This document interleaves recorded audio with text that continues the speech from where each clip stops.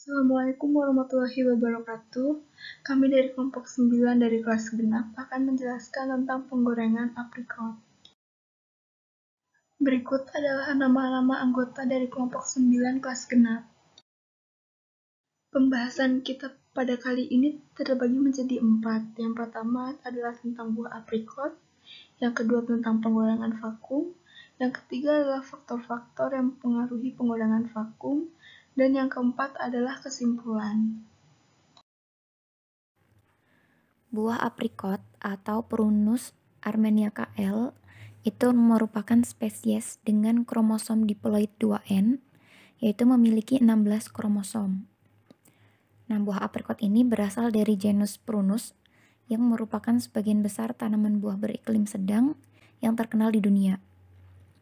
Buah aprikot ini berasal dari negara Cina dan Asia Tengah, di mana buah aprikot ini dibudidayakan mulai sekitar 3000 tahun yang lalu. Nah, buah aprikot ini terdiri dari 3 kelompok genetik yang ditemukan oleh Bourguiba dan teman-temannya pada tahun 2012 di seluruh cekungan Mediterania. 3 kelompok ini adalah kelompok Irano-Kaukasia, kelompok cekungan Mediterania Utara, dan kelompok cekungan Mediterania Selatan. Buah aprikot atau Prunus armeniaca L ini adalah buah yang populer dan disukai oleh kalangan masyarakat karena warnanya yang cerah, rasanya yang unik, dan kandungan nutrisinya yang tinggi. Selain itu, buah aprikot juga memiliki kandungan gula yang tinggi, sehingga daging buahnya memiliki rasa dan aroma yang manis. Buah aprikot merupakan buah klimaterik.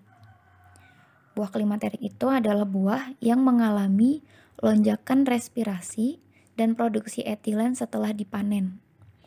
Jadi buah aprikot ini masih mengalami proses pematangan setelah dipanen. Namun, sebagai buah klimaterik, proses pematangan dan pelunakan buah ini menyebabkan buah aprikot mengalami kerusakan dalam waktu yang singkat. Biasanya mulai 3 hingga sampai 4 minggu dalam penyimpanan dingin, tergantung pada kultivar dan kondisi pertumbuhannya. Nah, selama pematangan, buah aprikot ini mengalami berbagai perubahan fisiologis pada tingkat fisikokimia maupun biokimia.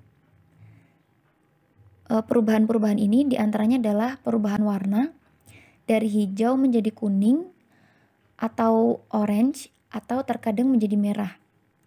Perubahan warna ini disebabkan oleh sintesis karotenoid dan degradasi klorofil.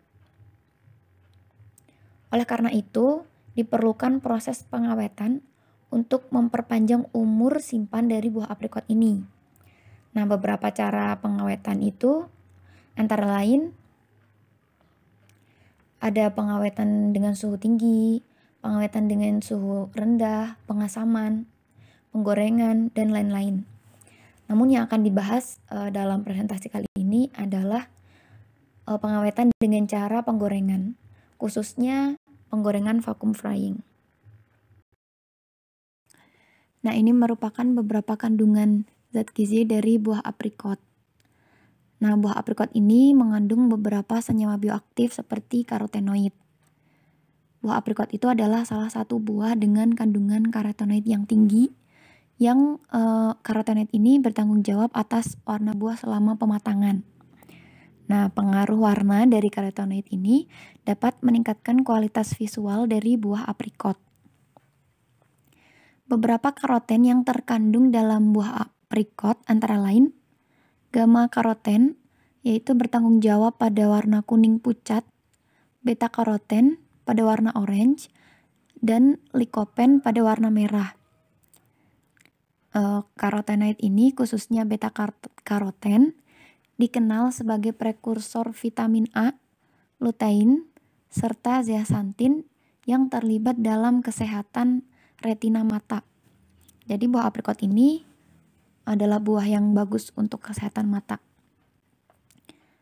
Nah, selain itu, buah aprikot juga mengandung senyawa bioaktif lain yaitu phytoen, fenolat, dan phytofluoren. Dalam keadaan aprikot yang sudah matang, karoten yang paling representatif atau yang paling banyak kandungannya itu adalah beta karoten, yaitu lebih dari 50% dari total keseluruhan karotenoid. Sedangkan karotenoid jenis lain seperti alfa karoten, beta kriptosantin, gamma karoten, zeaxanthin, dan lutein itu hanya terdapat dalam konsentrasi yang sangat rendah. Hal ini tuh dipengaruhi oleh genotip dan kondisi lingkungan. Nah, manfaat lain buah aprikot selain untuk menjaga kesehatan mata retina, kandungan karotenoid dalam aprikot ini juga terbukti sebagai efek antioksidan yang berfungsi sebagai sistem pertahanan yang dapat melawan stres oksidatif dalam jaringan tubuh manusia.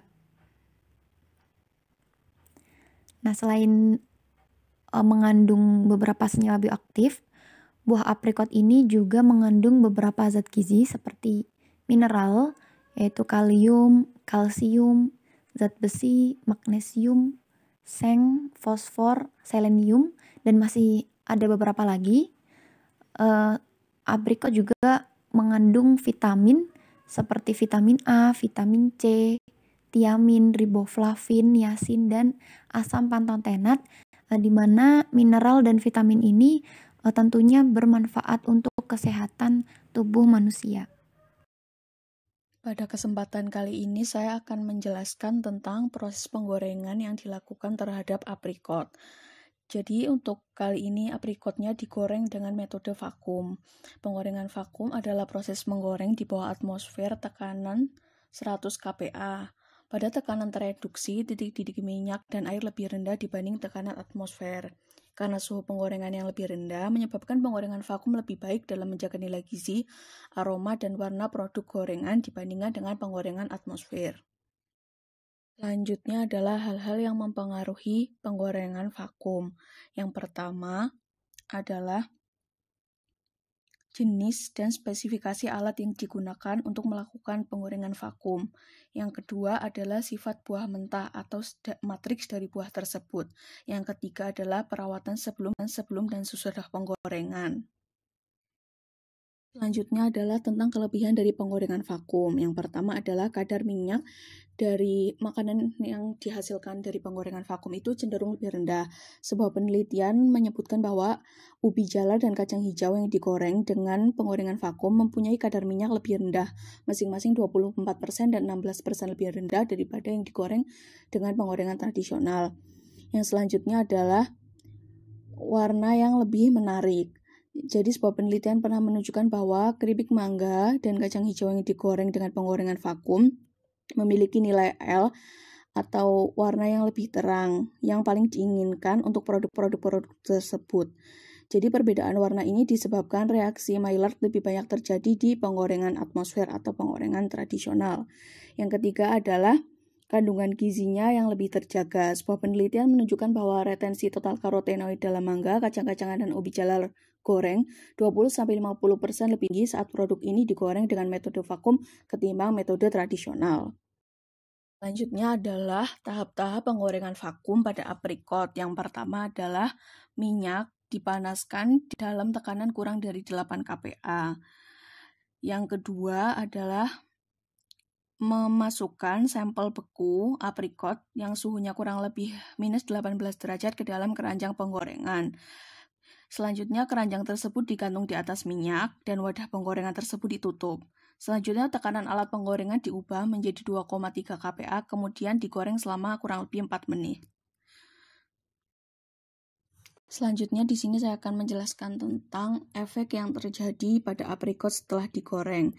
Yang pertama adalah kadar air dari irisan aprikot yang digoreng dengan penggorengan vakum berkurang seiring bertambahnya suhu dan waktu penggorengan. Hasil penelitian menunjukkan bahwa sampel diproses dengan suhu paling tinggi 90 derajat, waktu penggorengan telah 65 menit dan kadar MD 35%, memiliki kadar air basis kering 13,1%, yang mana masih di atas level target yang dipasang yaitu 10% atau lebih rendah. Hal itu menunjukkan bahwa saat memproses irisan aprikot goreng vakum, suhu penggorengan di atas 90 derajat dan waktu penggorengan lebih lama daripada 60 menit dan tingkat MD sekitar 30% perlu digunakan agar memiliki tingkat kelembapan yang diterima. Selain itu, aprikot goreng juga berubah warna menjadi kecoklatan, di mana indeks pencoklatan dan tekanan penetrasi yang lebih tinggi dan waktu penggorengan yang lebih tinggi menyebabkan warna akan semakin coklat. Pengaruh parameter penggorengan. Nah, yang pertama ada suhu dan waktu. Meningkatnya suhu saat penggorengan menyebabkan kadar air aprikot goreng menurun. Suhu penggorengan yang lebih tinggi dan waktu penggorengan yang lebih lama akan menghasilkan produk dengan kelembapan yang lebih rendah. Hal ini dapat terjadi karena lebih banyaknya penguapan yang terjadi dalam sampel dapat menghasilkan kelembapan produk yang lebih rendah.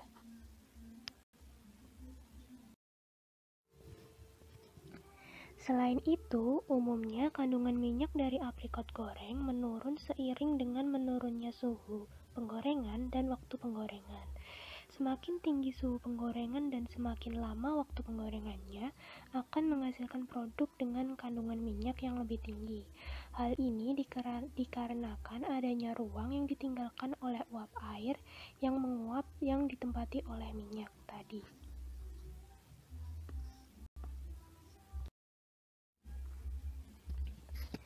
Nah, suhu dan waktu ini juga dapat berpengaruh pada kelembapan.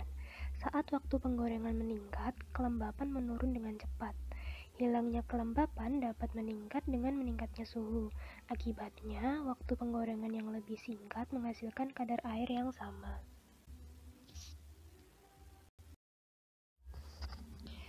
Selanjutnya, parameter yang kedua adalah tekanan. Selama penggorengan, produk yang dikeluarkan dari penangas minyak dan bejana akan dilepaskan sebelum pendinginan terjadi. Ini menghasilkan peningkatan yang tiba-tiba pada tekanan di sekitarnya pada suhu konstan, yang dapat menyebabkan uap di dalam pori mengembun dan mengurangi pori-pori. Nah, karena hal ini, penyerapan minyak sebelum pendinginan akan meningkat. Yang ketiga adalah keringanan bahan. Keringanan bahan atau disimbolkan dengan huruf L, yaitu lightness, adalah parameter kritis dalam industri penggorengan. Seperti biasanya, atribut kualitas pertama dievaluasi oleh konsumen saat menentukan penerimaan produk. Nilai L yang rendah menunjukkan warna gelap dan terkait dengan reaksi pencoklatan non-enzimatis. Kesimpulan dari materi ini antara lain, penggorengan vakum adalah proses menggoreng di bawah tekanan atmosfer. Penggorengan vakum dilakukan kepada buah aprikot. Semakin lama waktu penggorengan dan semakin tinggi suhu penggorengan dapat mengakibatkan perubahan warna aprikot menjadi semakin coklat. Dan faktor-faktor mempengaruhi penggorengan antara lain suhu, waktu, tekanan, dan keringanan bahan pangan. Sekian pemaparan dari kelompok kami. Terima kasih. Wassalamualaikum warahmatullahi wabarakatuh.